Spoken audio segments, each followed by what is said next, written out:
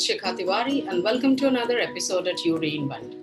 Now, I'm so happy to start this episode because this is not just a typical episode. This is the first in this parenting series that Veena and I committed to you guys that we will be bringing to you. So, just to share a little bit about Veena, Veena is a counseling psychologist and a relationship coach. She has conducted workshops, trained officers and mentors at several Air Force stations. After a long and honorable stint with the top IT companies, she has founded Jagruth, an online platform to train, empower, and coach people using modern day therapies such as NLP, EFT, CBT, and art to bring about ahaa and wow moments in people's life. So please join me in welcoming Veena, and thank you so much for joining us for this very special episode. So thank you so much for joining us today, Veena. Thank you for taking up the time. Yeah. So let me recap for our viewers of what we did before we actually. It was actually. Thanks to you, it was your idea that we should do a series so that we can actually talk about challenges age-wise. So we did a little survey and we divided it. The first survey that we did was for the age group of 2 to 8, children in the age group of 2 to 8. And some of the challenges that we asked people that to vote, we gave them 4 options. And what came out on the top was, for this age group, was getting them to doing anything. And I will get to it, because my daughter is also in the same age group. So I'll probably give you some examples. And then the next one was that, this age group is constantly seeking attention, and especially with COVID and everybody working from home, the children, I think that whole thing is kind of, I would say, it's been exaggerated, blown out of proportion of what children need and how we can help them. The third and not so important piece, or not so predominant in the survey, but it still came up, was fighting with the siblings. Okay. So to our viewers, so these are the 3 areas that we will focus our conversation today. And Veena will help us deconstruct these challenges and try to identify what we can do in, amidst this situation. And also, this is the point to identify that if there is anything beyond these challenges that you are facing, please feel free to reach out to Veena. Veena has very kindly agreed to answer your questions either on our forum, or you can write to her, and depending upon what the situation is, she can help us figure out a course of action. So, Veena, before I get to the questions, I think it would help us parents to understand where our children are in the developmental, age, and what we can expect from them at this age. Because what I'm guessing, a lot of it could be an expectation mismatch. I'm saying brush my teeth, brush my teeth, brush my teeth, and my child is probably just hearing something else. So how about you share that insight a little bit, and then we'll specifically take up the examples. So first of all, thank you so much for, arranging this series, and a special thanks to all the participants who have taken, time to participate in the survey and then help us zero down to, the 3 main issues or the challenges they have been facing. Okay. So now coming to the developmental stage, I call 0 to 8 years or 2 to 8 years as a formative age for the children. Okay. This is the age where every aspect of them is forming. They are growing as an individual. Okay. They were somebody who did not knew who they are. Okay. And they are now coming to that terms of the individualization, yes. Right? Okay. So slowly they start exploring their body. They start exploring the people around themselves. They start exploring the environment. And why I call it as formative also, because these kids are, they do not have a logical mind. They are only, they're into a meditative phase. They're just learning everything by observations. Yes. They don't know what is right and wrong. Okay, they don't know what is good and bad. They don't know who is good for them, who is bad for them, right? So they are just trying to become familiar into this environment. Yeah. Okay, right? And this is also a very crucial age for the children. Okay, and why I say that is because they do not have a logical mind, and they are into a phase of meditation. Okay, they are learning through observations, so they are kind of developing the blueprint of their life. Right? Okay. So what we do is when I'm architecting my house, I create a blueprint first. Yeah. I make the corrections that, okay, how my house will look, how would be the elevation, how would be the, the room, the size, the, every aspect of it. When we review, this is the phase where the child is actually developing the blueprint for their life. Okay, so this is the most important phase of the child, the most important phase, developmental phase of the child. So here, you as a parent would make the blueprint in such a way that the child becomes confident, has higher self-esteem, feels worthy about self, and feels secure. Right? And this is the phase, if the right attention is not given, you are just trying to remove, and add less confident, low self-esteem, not feeling themselves worthy, worthlessness. Okay, you will add insecurity to them.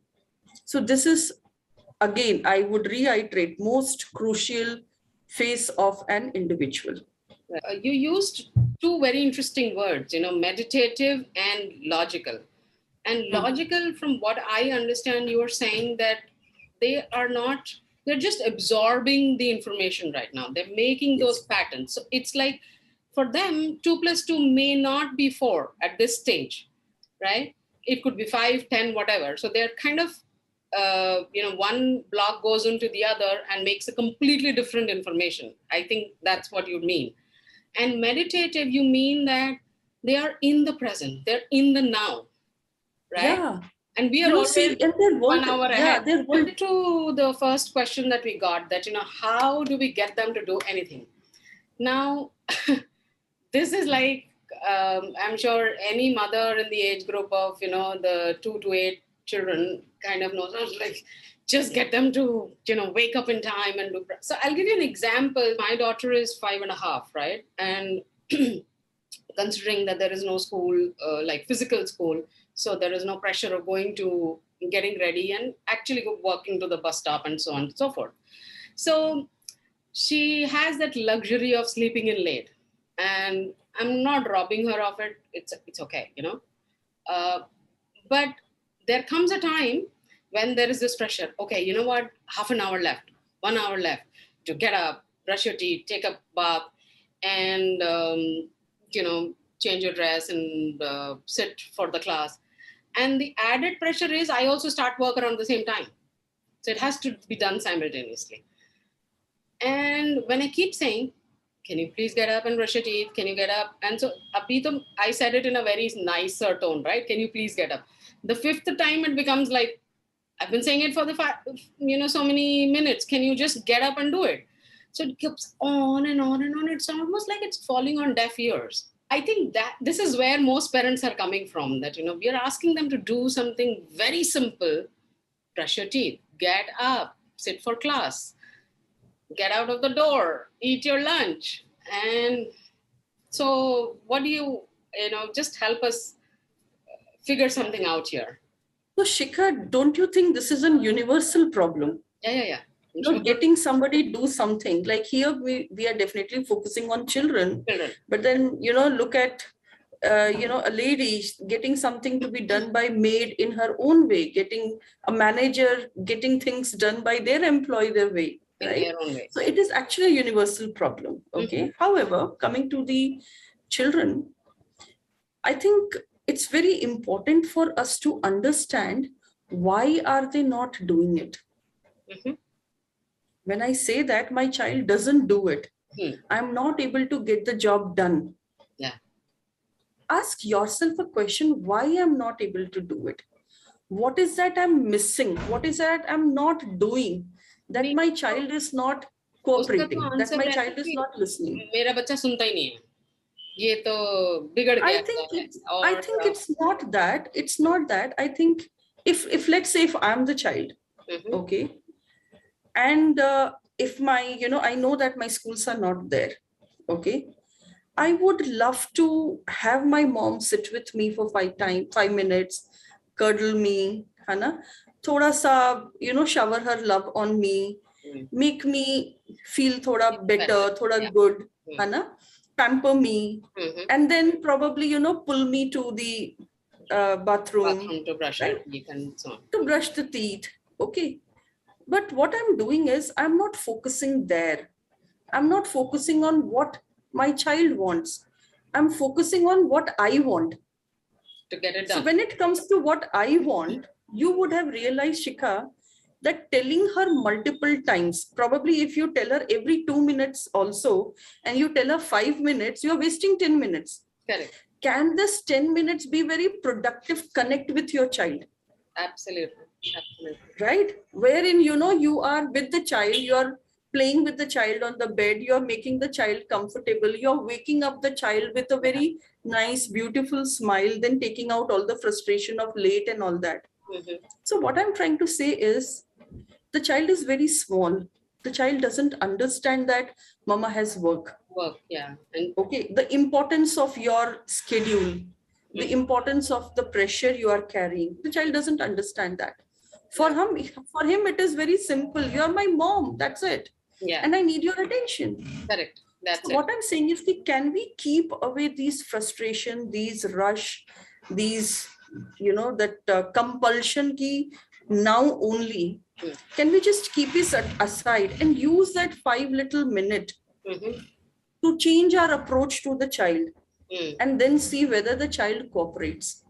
Now, I do it often with my child. My child is just 1 year older than the age we are talking. Right? I wake him up once and I say, Arna, 5 more minutes. And after that, I go. After 5 minutes, I don't expect him to wake up, and sit. Exactly at that. Not possible. Yeah. So then I start, playing thoda sa around him. I tickle him and I kiss him. And, within 5 minutes, the job is done. Now, what has happened? 5 minutes I took to make a connect, to make a bond. And 5 minutes I took screaming. The choice is yours. You choose, yeah. What do you want to do? This episode categorically, there was one day where usually we sort our toys at the end of the day, But there was one particular night, I just put everything in one basket and put it, away. And my daughter pointed out that, are we not going to sort out the toys today? Yeah. So I said, you know what, I'm too tired. I don't want to do it tonight. Maybe we'll do it tomorrow. The reason I'm narrating this episode is that there is a possibility your child may not be in the mood to clean up the toys or, something that particular day. We have to, at that point, stop and question that, is hell going to break loose if, this doesn't happen today? True. I mean, sometimes my child, you don't do your dishes right there and then. You say, okay, what, I'll do it 2 hours later when, I have more time. So give that flexibility to your child also. We're not raising regimental kids that, okay, 9 o'clock, Call of Duty. You're not doing that. There is a time and place to do that. But I think, especially like you mentioned, these are the formative years. So it's all about establishing the habits, not so much the regime of it, Yes, and at this point, I would like and to... don't lose your temper. If it is taking, if the habit formation is taking time. Okay, right. It's okay. They will pick it up. Yeah. Maybe you would require some little more help, but then, they will pick it up. Right. Okay. So have patience. Certainly. That's very important. Have faith in you, have faith in your child. Do not get into comparing the child ki uska bacha kar leta hai, your friend does it. Don't do that. Who knows ki he is doing it after 2 thappad? I know. Exactly. Correct? Yeah. Right.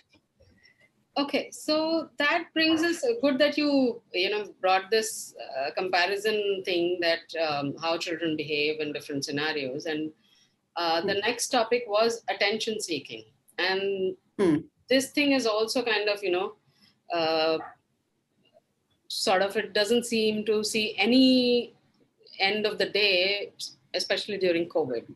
Parents are home, children are home, they can't go out, they can't play, all the physical energy is kind of stored in, there is no vent, and children are seeking that constant attention from the parent. What do you do? See, again, as I said, this is a formative phase of the child. Okay. The child continuously needs validation from you that am I doing the right thing? Okay. Okay. Child would continuously come and tell you and see you whether you are there. Child would continuously come and ask you that, okay, mama puchi. Right? Okay. Yeah. Child will continuously ask and say that I'm hungry. Okay. Why the child is doing like this? Maybe this is the way for a child to express the happiness and the feeling that I'm belonged, or feeling secure, that okay, my mom is there. Because when you were not around, the child was doing all this with the grandparent or with the nanny or whoever be it. Now the child has you, so probably this would have increased. Correct. Right? That's one. The second thing could be because the child is not able to go meet the friends. Okay. Yeah. Though you are sitting at home, you are still talking to your friends. You're still talking to your colleagues. You are still, participating in your daily day-to-day chores. So you have a hell lot of activities to address. But what does your child have? Right. Right. So where does this child go? Who does this child play with? So, right? What does this child do? We should be happy that the child is seeking our attention. Yeah. So the one is you can be happy. The second could be you may feel a little overwhelmed. Yeah, I the think third would be ki, the third would be ki, okay, is there some problem with my child? Okay, that or is there something wrong with me? Right, that I'm not able to attend to my child's requirement. I know of a lady whom I'm counseling. Her daughter comes every half an hour and she says, Veena, I don't know whether she has timed it or not, or it is a clock within her. Okay.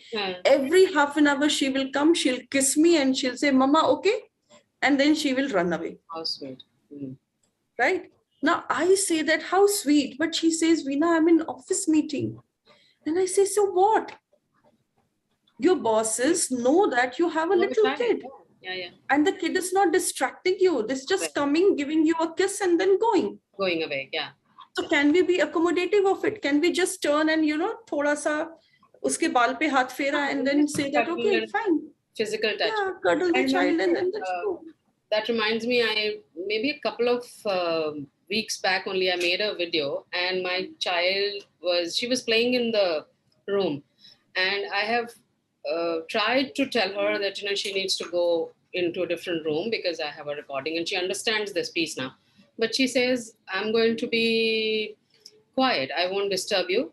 I won't make any noise. So I'm like, okay, And there was this one particular episode where she was constantly humming in the background. And I remember putting a note that I do not apologize for that. Because, I am making these videos because I like doing that, but not at the cost of my child. And, I'm not going to shun her out of the house because I have to do this. Right. So, you're right. Sometimes we are so, especially to this lady, she might be thinking that, oh, what is my boss going to think? What's my manager going to think? That, and honestly speaking, I have heard these comments myself from managers that her child is always around. What do you want me to do? Yeah. What are you even saying? Are you stating a fact or is it a judgment? Yes, my child is always around. Right. So I think it's very important for us to accept the fact that as mothers, as fathers, we are working from home. Yeah. Our children are around, and it is little more tougher for us to, manage a complete noise-free environment. Okay. I've got another case where this lady, showed me a picture of hers. She's like, Veena, I just, put my leg and she keeps painting, nail polish by nail polish. She will keep doing it. And I'm like, okay, do whatever you want. I'm fine with it. Yeah. Right now, slowly she developed a habit of doing that mehendi art. So she will take a pen, she will keep doing something or the other, and she's like, okay, let her do.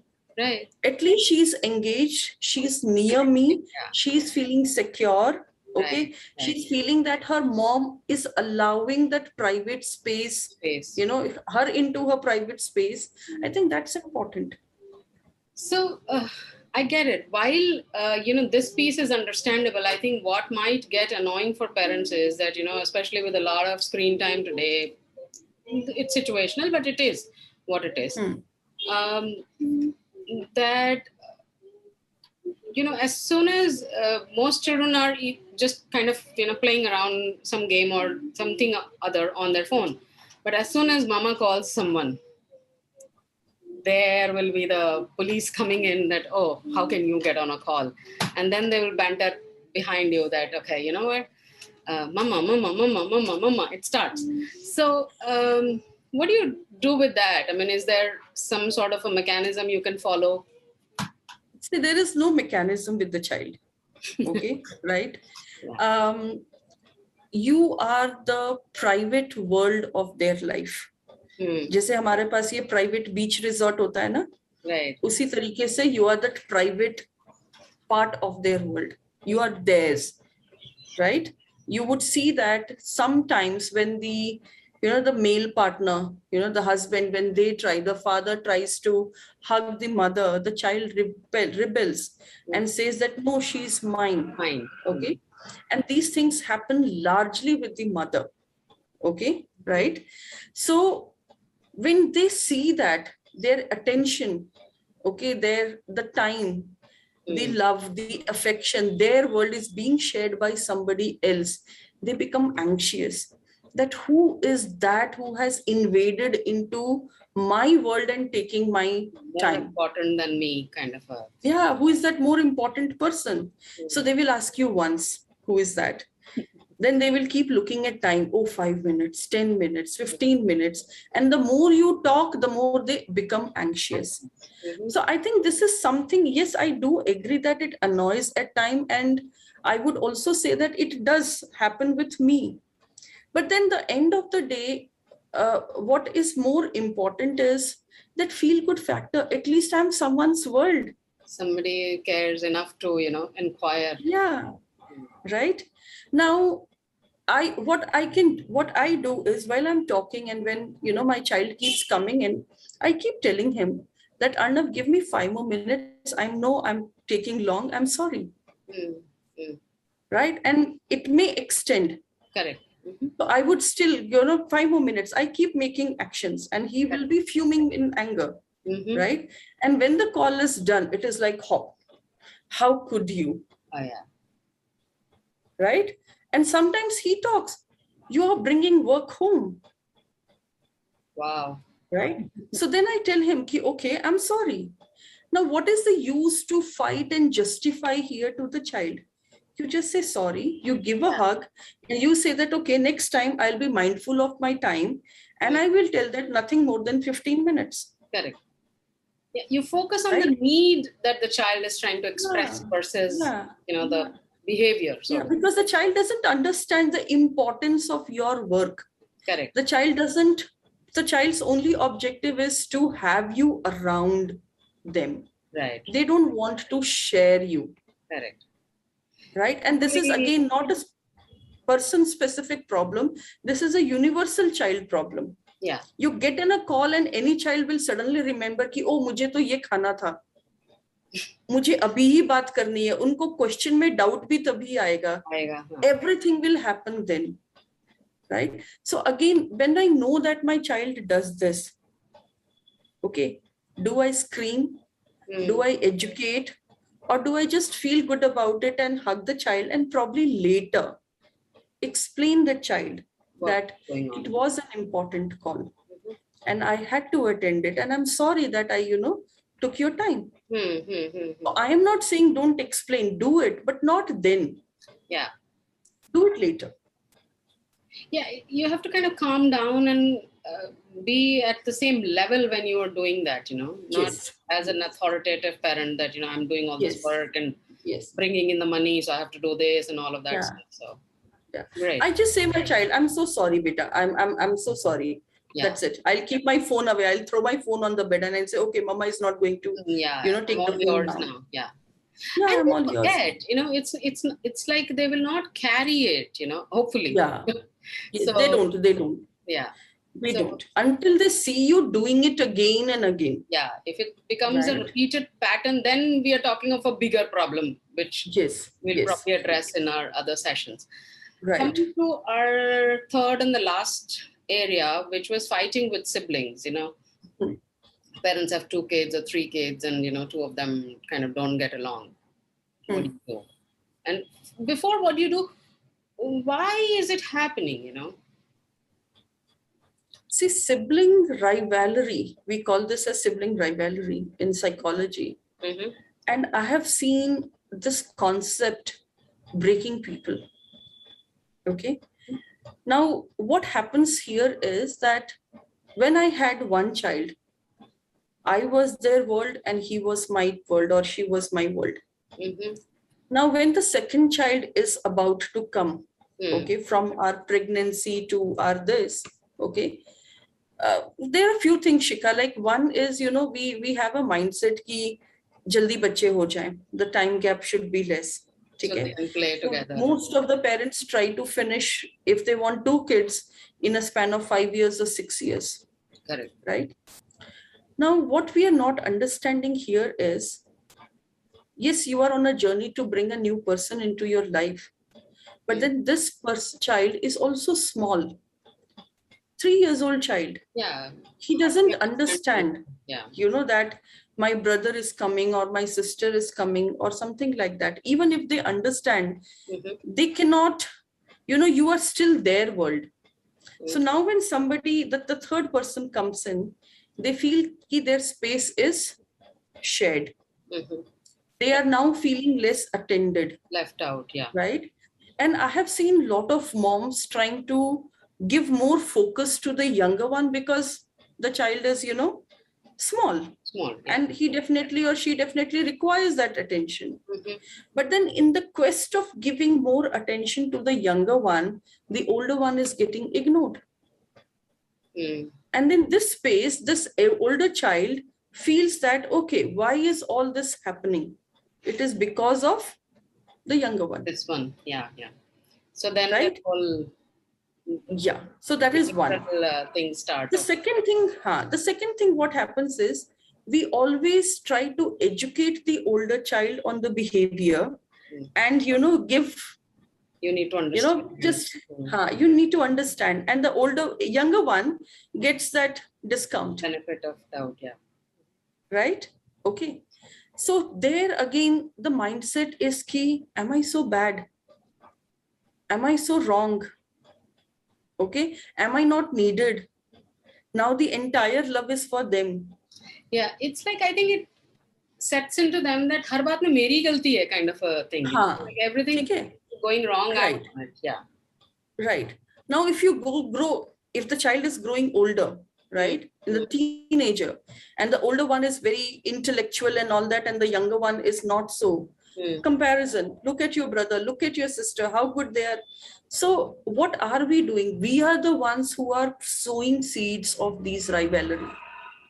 And then later we are the one who cry that we cry that, our children don't get together. They don't gel. So how about, if there are twins, then also this comparison thing could be because one child might be smarter, might be more hardworking or something. Then I think it is always there. Okay, so let me first answer what can we do, right? So now first is if you're planning the second child, announce it to your older one that you are going to be a big brother or a big sister, right? Educate the child that the newborn baby needs to be cared more because of this reason. I will need your And help. it is you, and it is you who will be helping us raise him. Okay. Then involve this child into the daily chores. Like, get me the diaper. Can you put the powder? Okay. Can you sit with your brother or sister and have food? Okay. Can you teach?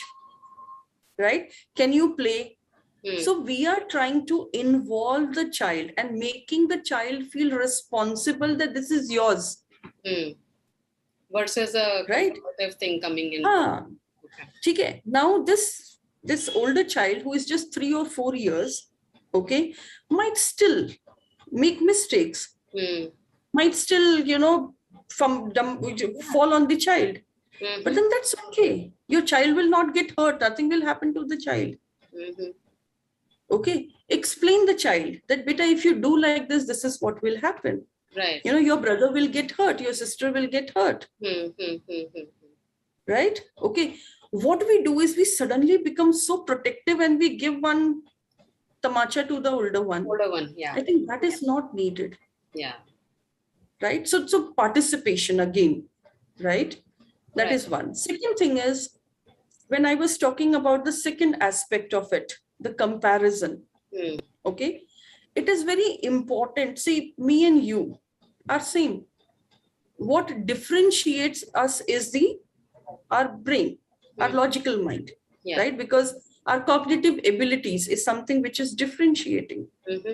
So how can I compare you with, me with you?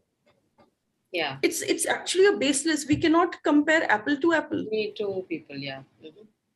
Hana? It has to be two different people because we are both not apples. We maybe look like, but under se we are not. Yeah. If you cut an apple also, in some apple you'll get 3 seeds, in some you'll get 4 seeds, in some you'll get no seed. Correct. We are all part of the same tree. Yeah. Right? And so in spite of doing, in spite of doing relative comparison, why don't I do absolute comparison? I will compare Veena with Veena and Shikha with Shikha. Right? That will actually fuel in my my confidence also. Yeah, it will help me progress. Whereas the relative comparison will actually, it will, what would be the right word? It will restrict me. Because I will always feel doubt myself, all the time. I will start doubting my capabilities. Because I know that I'm not her. Our desires are not same. Our attitude is not same. The way we talk is not same. The way we think is not same. So there are so many differentiating factors. Then why I'm being compared? Right? And why I'm giving you the seed of, I'm not good enough kind of is planted. Yeah. So who is doing all this? Parents are doing it. Right. But then are we ready to accept that? Right. Okay. So whenever I always say parent is an inward looking journey. Oh yeah. You look inward. Right. Okay. What I'm doing right and what I am doing wrong. Right? What you are doing right, keep evaluative, whether what you are doing right is also right in the frame of your children's mind. I think that's very what you're important. Doing wrong obviously requires that. Yeah, like it might be right in my eyes, but how is your child receiving that? Yes. Because oftentimes we say that I'm doing this for you. But hello, ask the child. He or she doesn't want that, or maybe wants something else. So I think so. What I'll summarize. We're running out of time also, but sure. At this age group, what I can figure out is that whether it is a problem of getting them to doing anything or constant tension seeking or fighting and many more challenges that parents might be facing, the key is to connect. Because if you're not connecting with them, if you're not identifying the need of your child, and from your child we are specifying your child A and your child B. If you have two children, the needs are different, you have to respond differently to them, right? Yes. I think that is the key at this age. That's kind of the core lesson, I think, from what I've understood today from you, right? Yeah. Great. Any closing comments, anything you would like to say, Veena, before we wrap up for this session? I would just say that, dance to the tune of the song your child is playing. Don't make them dance on your tune. Right? Thank you so much, Veena. Thank you so much for taking out the time. And, we will talk more in the forthcoming sessions for the other age groups. Sure. Thanks. Sure, definitely. Thank you. Yeah, thanks. Take